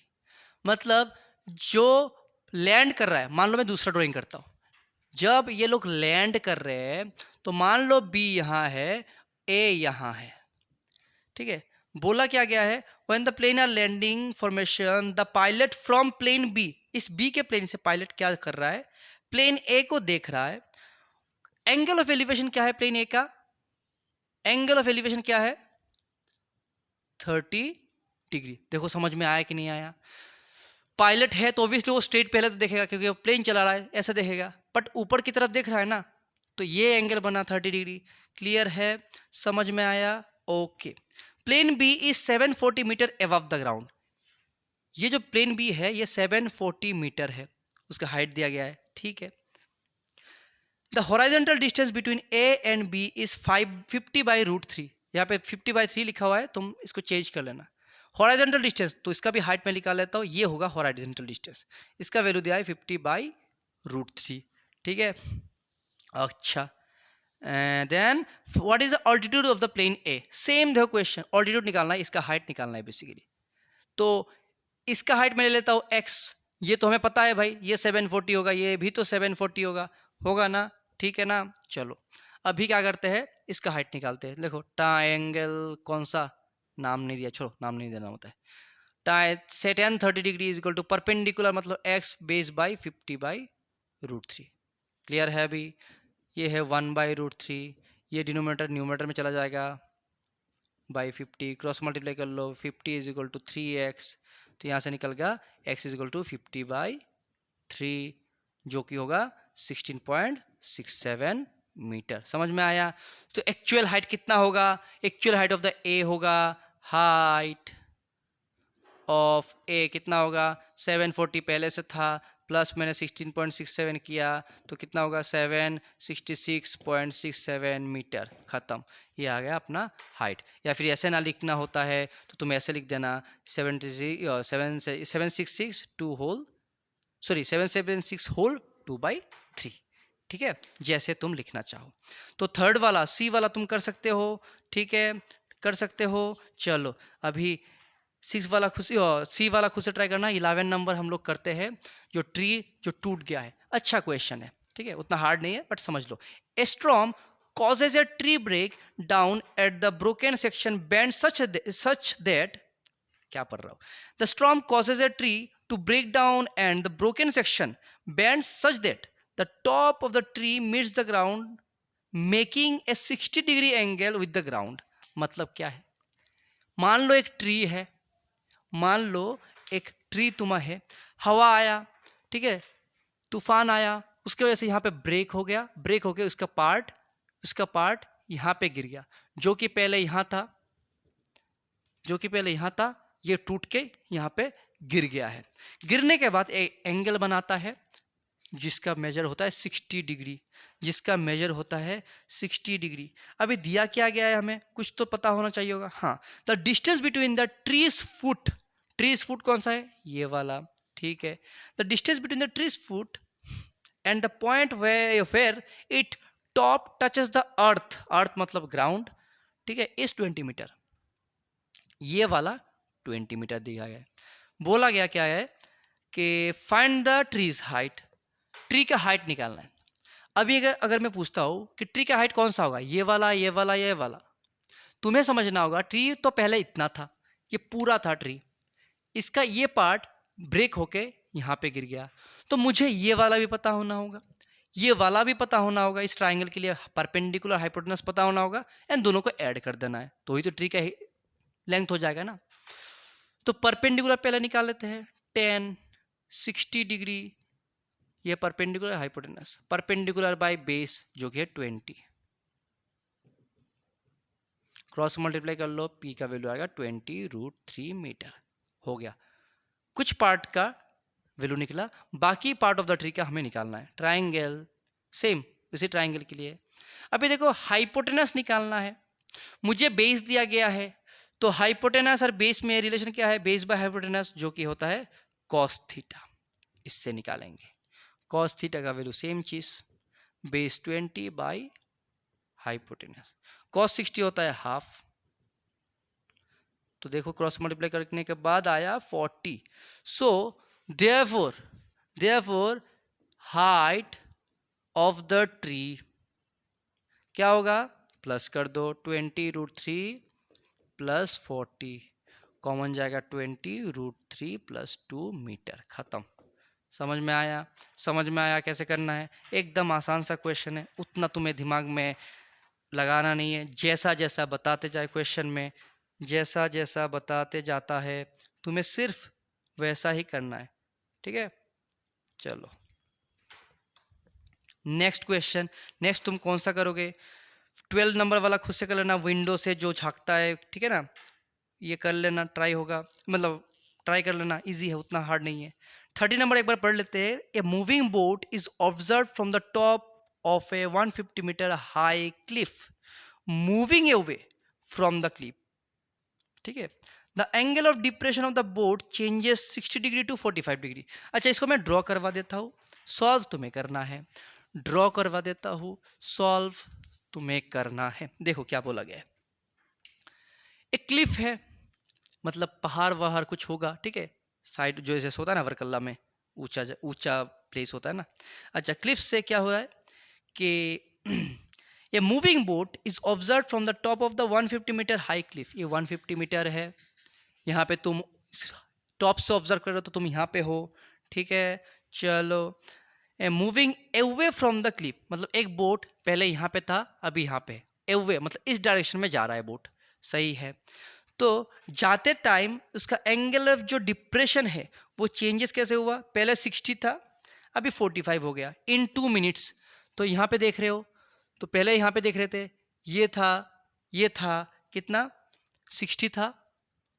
अभी तुम क्योंकि यहाँ पे देख रहे हो बोट चेंज होने से ये हो गया 45, तो ये 60 होगा तो ये 60, ये 45 है तो ये 45. और यहाँ से यहाँ तक जाने में यहाँ पे बोला गया कि 2 मिनट टाइम लगा. तो भाई तुम कर नहीं सकते, इसको कर नहीं सकते जैसे कार वाला किए थे हमने, कार वाला किए थे ना. यहाँ से तुम डिस्टेंस निकाल लो, स्पीड पकड़ के, let the speed be x, यहाँ से भी डिस्टेंस निकाल लो, छोटा ट्राइंगल रिलेशन आएगा, फिर बड़ा ट्राइंगल. कर सकते हो. ओके, चलो अभी 14 नंबर देख लेते हैं एक बार. 14 नंबर देख लेते हैं. A 1.6 meter tall girl stands at a distance of 3.2 meter from a lamp post. Ground है, लैम्प पोस्ट है, बत्ती यहाँ पे जल रहा है, एक गर्ल है जिसका लेंथ है 1.6 मीटर, ठीक है। वो डिस्टेंस किस डिस्टेंस में खड़ा हुई है? 3.2 मीटर, ठीक है, ठीक है। चलो उसके बाद and cast a shadow of 4.8 metre on the ground, मतलब एक शेडो कास्ट कर रहा है। मान लो ये लैंप है तो इससे तो बहुत सारे रेज आएंगे ना, बट यहाँ पे क्योंकि वो गर्ल खड़ी हुई है वो रेस यहाँ पे पास नहीं हो पाएंगे, बट ये वाला रे यहाँ से होके यहाँ पे गिरेगा। जब गिरेगा यहाँ पे, क्योंकि ये लाइट्स पास नहीं हो पा रहे, इसकी वजह से यहाँ पे कुछ शेडो फॉर्म होगा। उस शेडो का लेंथ हमें दिया गया है 4.8 मीटर। समझ में आया? समझ में आया? क्लियर है? ओके। गर्ल का हाइट ले लेते ए बी, लैम्प पोस्ट ले लेते पी क्यू, और शेडो जहाँ पे गिरा है वो सी ले लेते हैं, ठीक है। चलो क्या निकालना है? निकालना क्या है? Height of the lamp post, ये निकालना है। पी क्या क्यू निकालना है हमें। तो यहाँ पे ये एंगल तो हमें कुछ दिया नहीं है। जब तुम्हें एंगल नहीं दिया जाता, तुम्हें एंगल ले लेना तो है थीटा। तो लिखते हैं let angle A C B is equal to theta. अभी देखो इस ट्राइंगल के लिए मुझे परपेंडिकुलर भी पता है, बेस भी पता है, तो मैं क्या करता हूँ, इस छोटे से ट्राइंगल को लेता हूँ, लिखता हूँ tan theta is equal to perpendicular by base. tan theta perpendicular कितना है? 1.6 है, बेस कितना है सर? 4.8 है। कैंसिल आउट करो तो आएगा 1/3। tan थीटा का वैल्यू आया 1/3, आया ना? तुम्हें सोचने की जरूरत नहीं है कि ये टेबल से कहाँ से आया ना, tan थीटा आया, रख दो, खत्म। अभी लेंगे बड़ा वाला ट्राइंगल पी सी क्यू। इसमें देखो फिर से, अगर मान लो ये है ही नहीं, ये वाला है ही नहीं, ये वाला ट्राइंगल फॉर्म हुआ, ठीक है। सेम थीटा तो सेम ही रहेगा, परपेंडिकुलर होगा पी क्यू, बेस रहेगा सी क्यू। tan थीटा का वैल्यू अभी निकाला, बिठा दो डायरेक्ट, कोई प्रॉब्लम नहीं है, ठीक है। tan थीटा का वैल्यू बिठा देते हैं हम लोग। अभी देखो पी क्यू निकालना है, ठीक है। सी क्यू 4.8 और 3.2 को ऐड करेंगे तो भी तो जाके सी क्यू आएगा ना। ओके सर, ऐड कर दो, ऐड कर दो। तो ऐड करने के बाद आया 1/3 is equal to P Q, 4 + 3 7 8 आया। तो क्रॉस मल्टीप्लाई करेंगे तो 3 P Q is equal to 8, और यहाँ से आया P Q is equal to 8/3 होगा। समझ में आया? क्लियर है? लैम्प पोस्ट के क्वेश्चन को कैसे करना होता है, शेडो के क्वेश्चन को इस टाइप से करना होता है। शेडो के क्वेश्चन में एक चीज ये है कि जब भी ऐसा शेडो बनता है तो छोटू हो या बड़ू हो, ट्राइंगल हो, सबके लिए एंगल सेम रहता है, ठीक है, ठीक है। चलो अच्छा 16 नंबर अभी करवाता हूं मैं। 16 नंबर शायद ये थोड़ा डिफरेंट टाइप का क्वेश्चन है, पता नहीं, मुझे लग रहा था अभी, तो सोचा करवा देता हूं। चलो 16, द लेंथ ऑफ द, अच्छा शेडो वाला क्वेश्चन फिर से आ गया। The length of the shadow of person is x metre long, ठीक है। चलो फिर से स्टार्ट करते हैं। एक पर्सन है, ये क्या बना दिया, ठीक है। एक पर्सन मान लो ये खड़ा हुआ है, ठीक है। The length of the shadow of the person is x metre long when the angle of elevation of the sun is 45 degree. Sir sun का एलिवेशन क्या बोला गया यहाँ पे? देखो मान लो सन यहाँ पे है, मान लो सन यहाँ पे और इसका रेज गिर रहा है, तो सेम चीज ये रेज आके यहाँ पे गिरेगा, जिसकी वजह से यहाँ पे लाइट अप होगा, बट उससे पहले पूरा अंधेरा। तो इस शेडो का लेंथ बोला गया है तुम्हें x, और सन का जो एलिवेशन बोला गया है वो बोला गया है यहाँ पे 45 डिग्री। तो बेसिकली ये वाला एलिवेशन की बात ये लोग कर रहे हैं। क्लियर है? क्लियर है? Okay. The length of the shadow increases by √3 - 1 into x, ठीक है। मतलब मान लो सूरज नीचे जा रहा है, ठीक है, सूरज डूबा है यारो ठीक है, क्योंकि नीचे जा रहा है, ज्यादा नीचे कर लिया क्या, मान लो यहाँ पे गया, ये पोजीशन पहले था, ये पोजीशन अभी का है। सो इसके वजह से शेडो ऐसे गिरेगा, ठीक है, ऐसे गिरेगा, सही है। अभी ऐसे गिरेगा शेडो, पहले यहाँ पे था ऐसे गिर रहा था, यहाँ पे है ऐसे गिरेगा। क्लियर है कि नहीं है? चलो क्लियर है। तो ये जब यहाँ पे गिरा, बोला गया है कि द शेडो इंक्रीजेस बाय इतना, मतलब ये यहाँ इतना था शेडो, अभी बढ़ के इतना हो गया, तो ये जगह बढ़ा ना, इसका लेंथ दिया है हमें, क्लियर है, बढ़ के इंक्रीजेस बाय, मतलब ये वाला इतना बड़ा। Then find the new angle of elevation of the sun, ये वाला हमें निकालना है। क्योंकि निकालना है, थीटा ले लेते हैं। तो पहले क्या करना है, हम लोग का बेसिक लॉजिक इसका पता नहीं है, इसको ले लेते हैं वाई, और छुटकू सा ट्राइंगल लेना होता है, ठीक है। सो इस ट्राइंगल के लिए क्या करेंगे, tan 45 degree perpendicular by base, दोनों ही पता नहीं है, ये तो 1 है, तो यहां से निकला x और y बेसिकली दोनों सेम है। अभी क्या करेंगे, ये बड़ा वाला ट्राइंगल है, बड़ा वाला ट्राइंगल, इसमें क्या करेंगे, tan थीटा, क्योंकि थीटा तो हमें निकालना है, y बाय पूरा चीज, इसका वैल्यू लेने से अच्छा होगा ना, a b c d, ये क्या था, dc बाई bc, ये क्या होगा, dc by ac, tan theta, dc क्या है भाई, y है, ac क्या है भाई सर, ab प्लस bc है, ओके। tan थीटा तो भाई निकालना है, उसका तो वैल्यू हमें पता होगा भी नहीं, y का वैल्यू निकला, x बिठा देते हैं, y की जगह x बिठा देते हैं, और यहाँ पे ab का वैल्यू बिठाते हैं, √3 -1 इंटू एक्स, और bc है x, okay sir. tan theta, यहां से x कॉमन जा रहा है ना, तो मैं कॉमन ले लेता हूं, क्या आएगा, √3 -1 +1 ऊपर x, कैंसिल हो गया, 1 1 भी कैंसिल हो गया, तो tan थीटा का वैल्यू क्या आया सर, 1/√3 आया। 1/√3 किसका वैल्यू होता है, tan 30 डिग्री का होता है। तो अगर tan theta equal to tan 30 होगा, तो भाई थीटा कितना होगा सर, सिंपल सी बात है, 30 लिख दो, यही answer.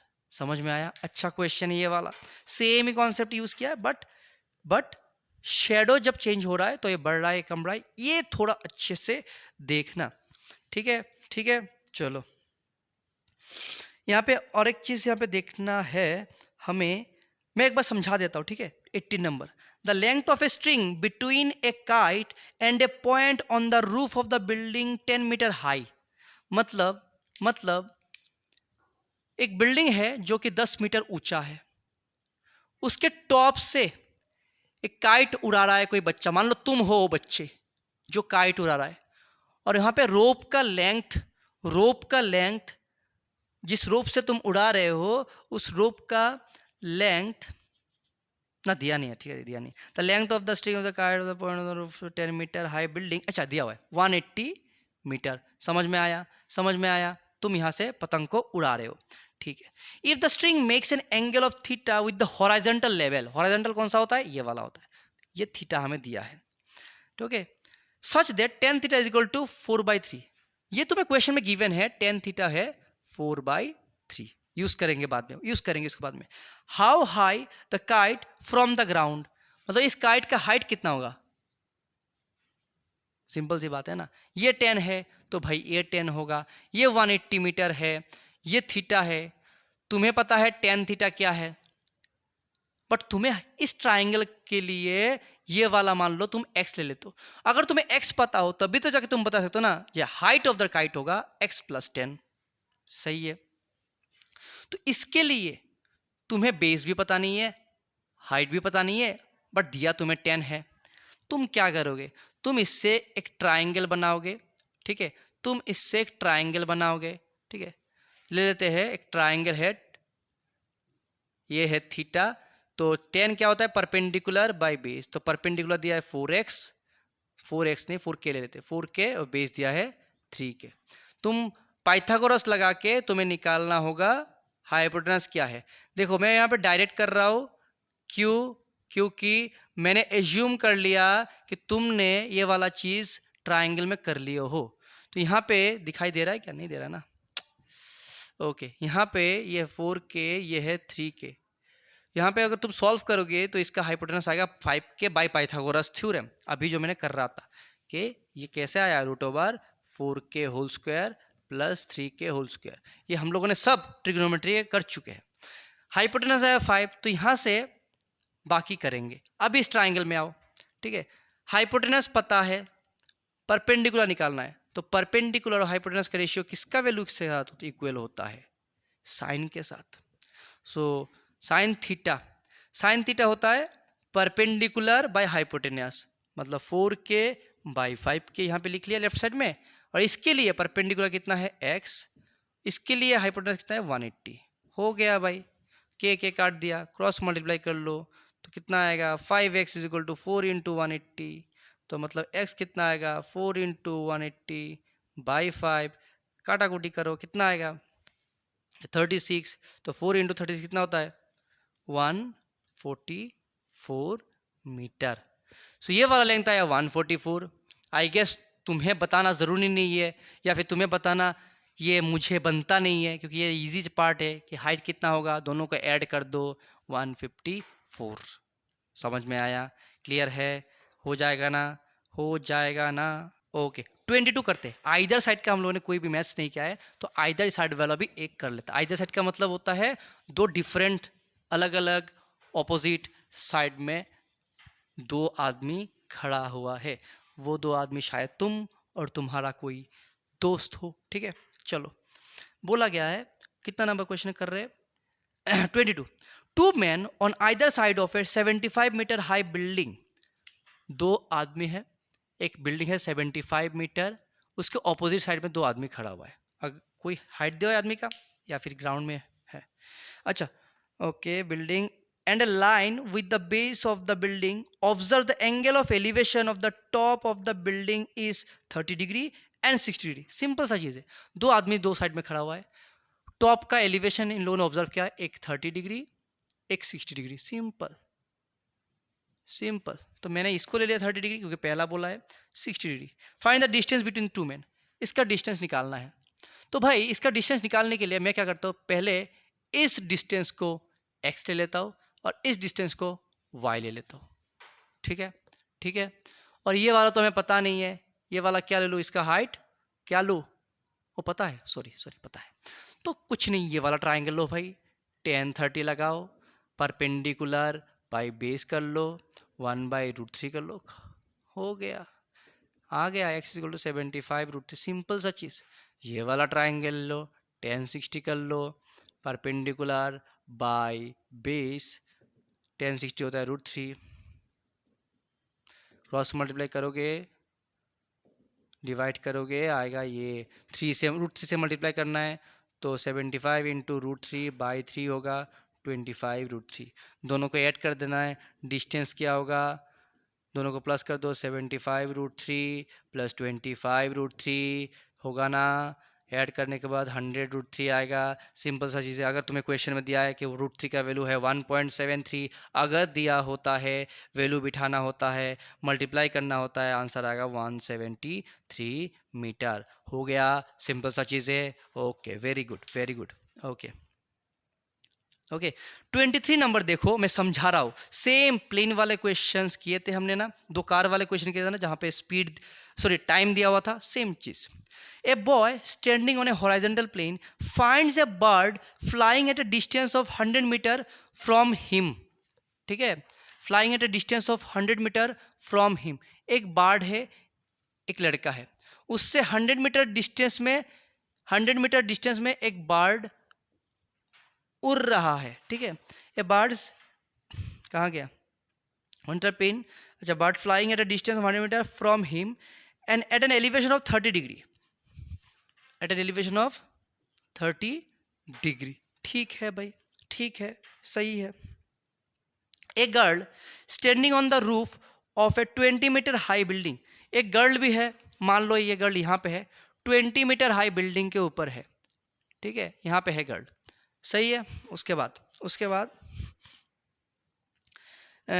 Building find the elevation of the same bird is 45 degree.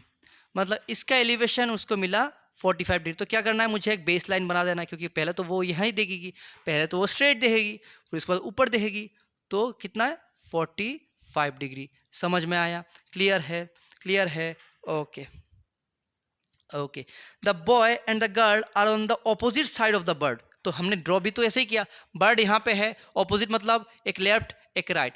Same इसमें भी था, ऑपोजिट मतलब एक लेफ्ट एक राइट। क्लियर है ऑपोजिट का मतलब? और यहाँ पे ऐसा भी बोल सकते हैं आइदर साइड, आइदर साइड का मतलब भी ऑपोजिट साइड ही होता है। ठीक है, ठीक है, okay, find the distance of the bird from the girl. इस बर्ड का डिस्टेंस निकालना है फ्रॉम द गर्ल। डिस्टेंस तो भाई ये होगा ना डिस्टेंस। ओके, तो यहाँ पे एक लाइन बना लेते हैं, इसको मिटा देते हैं, इसका कोई जरूरत नहीं क्योंकि हमें चाहिए ट्राइंगल। तो देखो पहले तो भाई अपना ये हाइट निकाल लेते हैं, इस ट्राइंगल से हाइट निकाल लेते हैं। क्या करेंगे, 10 30 डिग्री, इंपॉर्टेंट क्वेश्चन है ये वाला, अच्छे से देखना। 10 30 परपेंडिकुलर, ये परपेंडिकुलर ए ले लेते हैं, बी सी डी ई और ये वाला एफ। परपेंडिकुलर मतलब ए सी बाई ओ, हाइपोटेनस दिया हुआ है ना, तो 10 का कोई तो मतलब बनता नहीं।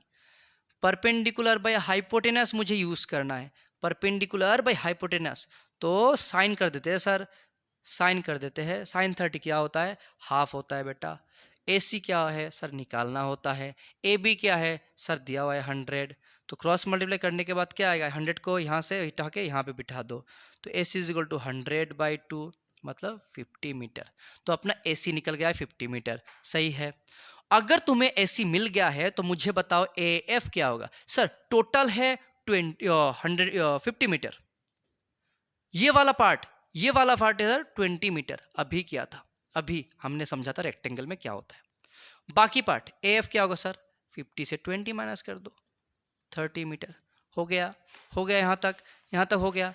तो हमने क्या किया, ये जो छोटू सा ट्राइंगल दिख रहा है राइट साइड में गर्ल को लेके जो ट्राइंगल बना, इसके लिए निकालना होगा। अभी इसके लिए निकालना होगा, ये वाला पार्ट हमने निकाल लिया। अलग से फिर से ड्रॉ कर रहा हूँ, देखो अलग से फिर से ड्रॉ कर रहा हूँ। 30, ये है 45। तुम्हें इसका लेंथ निकालना है क्योंकि गर्ल से वो बर्ड का डिस्टेंस तुम्हें निकालना है, ठीक है। ए है, ई है, एफ है। आई गेस तुम कर चुके होगे अभी, क्योंकि ये तो आसान है। क्या करेंगे सर, परपेंडिकुलर पता है, हाइपोटेनियस निकालना है। सेम चीज सर, साइन निकाल लो। Sine 45 degree is equal to perpendicular क्या है, ए एफ, हाइपोटेनस है ए ई। साइन 45 होता है 1/√2, ए एफ क्या 30, ए ई क्या वही तो निकालेंगे, क्रॉस मल्टीप्लाई कर दो, 30 इंटू √2। अगर तुम्हें क्वेश्चन में दिया जाए कि √2 का वैल्यू 1.41 है तो बिठा देना, मल्टीप्लाई कर लेना, ठीक है, मल्टीप्लाई कर लेना, आ जाएगा आंसर। ये है अपना डिस्टेंस। क्लियर है, कर पाओगे, ओके। 24 नंबर देखो, ये बर्ड सिटिंग, अरे कितना बर्ड का क्वेश्चन है। ये bird sitting on the top of 80 metre high tree, ठीक है। एक ट्री के ऊपर बर्ड है 80 मीटर, ठीक है, यहाँ पे बर्ड है, ओके। उसके बाद क्या बोला गया है कि from a point on the ground angle of elevation of the bird is 45। मान लो तुम यहाँ पे हो, इसका एलिवेशन बोला गया है 45। सिंपल सा ड्राइंग, चलो सिंपल सा ड्राइंग। उसके बाद क्या बोला गया है, and the bird flies away horizontally in such a way that remains at a constant height from the ground after 2 seconds. The angle of elevation of the bird from the same point is 30 degree. मतलब बोला गया है कि bird जिस height पे है उसी height पे उड़ रही है, इसी हाइट पे। मान लो पोजीशन चेंज किया, करने के बाद कोई भी एक पोजीशन में एंगल ऑफ एलिवेशन 30 डिग्री हो जाता है। और टाइम लगा, यहाँ पे दिया हुआ है जाते हुए टाइम लगा 2 सेकेंड। तो भाई सेम एरोप्लेन वाला क्वेश्चन है ना, कर सकते हो ना, इसको कर सकते हो ना, कर लेना, ठीक है। डिस्टेंस निकालना, ट्राइंगल लेना, कर लेना, ठीक है, कर पाओगे, चलो ठीक है। यहाँ पे एक चीज मैं समझा देता हूँ, बाकी तुम कर लेना। 26 नंबर देखो, 26 नंबर अच्छे से देखो क्या बताया गया है। 26 नंबर बताया गया है तुम्हें कि when sun is 30 degree above the level ground. Sir sun कैसे 30 डिग्री अबव होगा, सन हाइट तो हम लोग मेजर करते हैं किलोमीटर, मीटर, सेंटीमीटर, 30 डिग्री कैसे होता है। वो ऐसे होता है बेटा, मान लो ये एक सन है, मान लो यहाँ पे सन है, ठीक है। बोला गया 30 degree above the ground the shadow cast by the tower observes to be 50 metre. मान लो यहाँ पे टावर है, सूरज का किरण यहाँ पे गिर रहा है जिसकी वजह से ये लाइट पास नहीं हो पा रहा है, बट यहाँ पे गिरा तो यहाँ पे ब्राइटनेस बना, ठीक है, यहाँ पे दिखाई दे रहा है, बट यहाँ पे अंधेरा है, ठीक है। और ये एंगल तुम्हारा 30 डिग्री है। ये बोला जा रहा है कि सन का डिस्टेंस 30 डिग्री होता है। कैसे होता है, मान लो एक सन से सूरज का किरण गिर रहा है इस एंगल से, किसी सन होता है ना ऐसे गिरता है ना सूरज का किरण, जब गिर रहा है तो जो एंगल बनाता है उसी को सन का डिस्टेंस बोला जाता है कभी कभी। तो यहाँ पे ऐसा ही बोला गया, ठीक है, ये दिया हुआ है हमें। चलो उसके बाद क्या बताया गया है, the shadow cast by the tower observe to be 50 metre longer when it is 60 degree. Sun मान लो उसका पोजीशन चेंज कर रहा है, करके यहां पे आ गया, करने के बाद अभी शेडो कहां पे गिरेगा, यहां तक गिरेगा। तो पहले जितना था और अभी जितना हुआ 60 के लिए, उसमें जो चेंजेस आया वो है 50 मीटर। समझ में आया, जो चेंजेस आया वो है 50 मीटर। मतलब इसमें जो भी शेडो फॉर्म हो रहा था उसमें 50 मीटर लॉन्गर शेडो फॉर्म हो रहा है। अभी क्या बताया गया है, determine the height of the tower. कर सकते हो ना, y ले लो, ये वाला पता नहीं है, x ले लो, इसमें करना रिलेशन एक आएगा क्या, tan 60 y बाई एक्स मतलब √3 y by x, cross multiply करो y is equal to, simple सा चीज़ है, सेम चीज़ बार बार करवा रहा हूँ।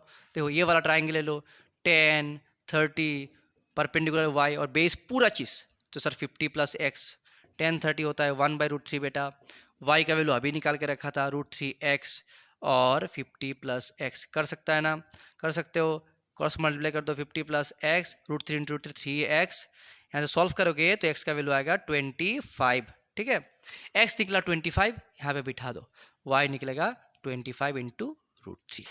क्लियर है, आएगा ना, उतना हार्ड नहीं है, बट ये ड्राइंग करना है सिर्फ, ठीक है, ठीक है। एक केस स्टडी है 27 वाला, खुद से देख लेना, उतना हार्ड नहीं है, केस स्टडी उतना हार्ड नहीं होता ये वाला, ठीक है, ठीक है। चलो चलो 30 नंबर में बता देता हूँ, सेम चीज़ यहाँ पे देखो, अच्छे से ड्राइंग दिया हुआ है, लेडर है, ठीक है, लेडर है, कोई चल रहा है, उसका एंगल भी दिया हुआ है 45 डिग्री, पूरा लेंथ दिया हुआ है तुम्हें 5 मीटर, ये वाला है 1.313 मीटर, तो ये वाला लेंथ निकाल लोगे 5 माइनस 1.3 करके, फिर उसके बाद इस ट्राइंगल को यूज़ करके बोला जाएगा शायद length of the ladder, hypotenuse निकालना है, साइन लगा के निकाल लेना, ठीक है, बाकी तुम कर सकते हो, ठीक है, बाकी तुम कर सकते हो, ठीक है। कुतुब मीनार वाला एक बार दिखा देता हूँ, ठीक है, ये ट्रिग्नोमेट्री का ही बेसिकली एप्लीकेशन है, 29 कुतुब मीनार देख लो। एक क्वेश्चन करवाऊंगा और कुछ नहीं, एक क्वेश्चन, सिर्फ एक क्वेश्चन। कौन सा क्वेश्चन सर, कौन सा क्वेश्चन, देखो कुतुब मीनार तुम्हें दिया गया है, ये तुम्हें पॉइंट है Q, ये वाला पॉइंट है P, एग्जाम में ऐसे ड्रॉ करना, ठीक है, कुतुब मीनार ड्रॉ करने मत लग जाना, कुतुब मीनार ड्रॉ करने मत लग जाना, ठीक है। तो तुम्हें दिया गया है कि कुतुब मीनार का हाइट है 72 मीटर, ठीक है, एंड द डिस्टेंस बोला गया R to Q 65 मीटर। तो तुम पाइथागोरस लगा के निकाल सकते हो हाइपोटेनस, तो perpendicular square root plus base square निकाल सकते हो। ये बहुत बड़ा हो गया ना, अरे मुझे नहीं करना, ठीक है, तुम निकाल लेना इसको, मैं ले लेता हूँ इसको x, ठीक है, मैं x से ही बताऊंगा, मान लो कुछ सॉल्व करोगे x आएगा आंसर, वही करना है। तो तुम्हें बी नंबर क्वेश्चन में करवाता हूँ, तुम्हें निकालना क्या है, cosec p minus cot p। Sine का बेसिकली रेसिप्रोकल होता है कोसेक, साइन होता है परपेंडिकुलर बाय हाइपोटेनस, ये होगा perpendicular by sorry hypotenuse by perpendicular, ठीक है। कॉट किसका रेसिप्रोकल, टेन का, टेन होता है परपेंडिकुलर बाय बेस, ये होगा बेस बाय परपेंडिकुलर, सही है। बट इस ट्राइंगल में परपेंडिकुलर कौन सा होगा, ये चीज अच्छे से देखो, किस एंगल के रेस्पेक्ट में ट्रिग्नोमेट्रिक रेशियो निकाला जा रहा है, सर पी के रेस्पेक्ट में।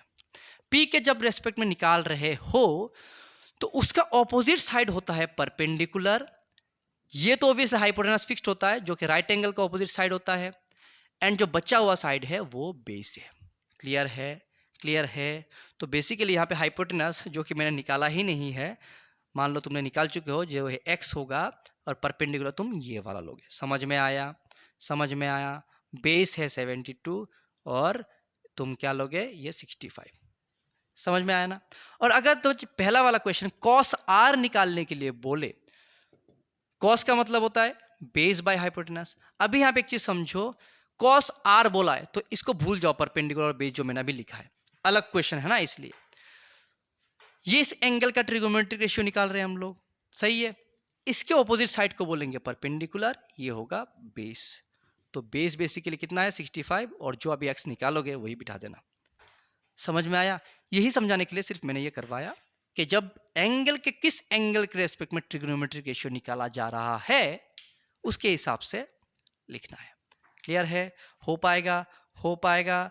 चलो, अगर हो पाएगा तो I guess we have already completed the questions and बाकी जो बचा हुआ है वो तुम्हें होमवर्क की तरह ट्रीट करना है, उसको अच्छे से करना है, उसको अच्छे से करना है। हाँ चलो, कोई है नहीं, चलो बाकी कर सकते हो। उसको अच्छे से करना है, प्रैक्टिस करना है। प्रॉब्लम होता है तो वीडियोस को फिर से देखो, कैसे हम लोगों ने जज किया, हर एक क्वेश्चन को तुम्हारा पोजीशन क्या है वो सोचना है, फिर उसके बाद स्टार्ट करना है। समझ में आया? हर एक क्वेश्चन में अगर तुमने फ्रॉम बोला गया, फ्रॉम दिस पॉइंट, तो मान लेना तुम वहीं पे हो और थ्रू आउट द क्वेश्चन तुम वहीं पे रहोगे। यही इंपॉर्टेंट चीज़ है जो तुम्हें दिमाग में बिठा लेना है। और एलिवेशन और डिप्रेशन ये समझ लेना कि ऊपर एलिवेशन होता है, नीचे डिप्रेशन होता है। समझ में आया? ये चीज़ याद रखो, क्वेश्चन ईजिली मक्खन की तरह बन जाएगा। ओके, सो आई होप तुम लोगों ने अच्छे से समझा। प्रैक्टिस करना अच्छे से, जान लगा देना ताकि एग्जाम अच्छा हो। सो मिलते हैं नेक्स्ट वीडियो पे। Bye everyone.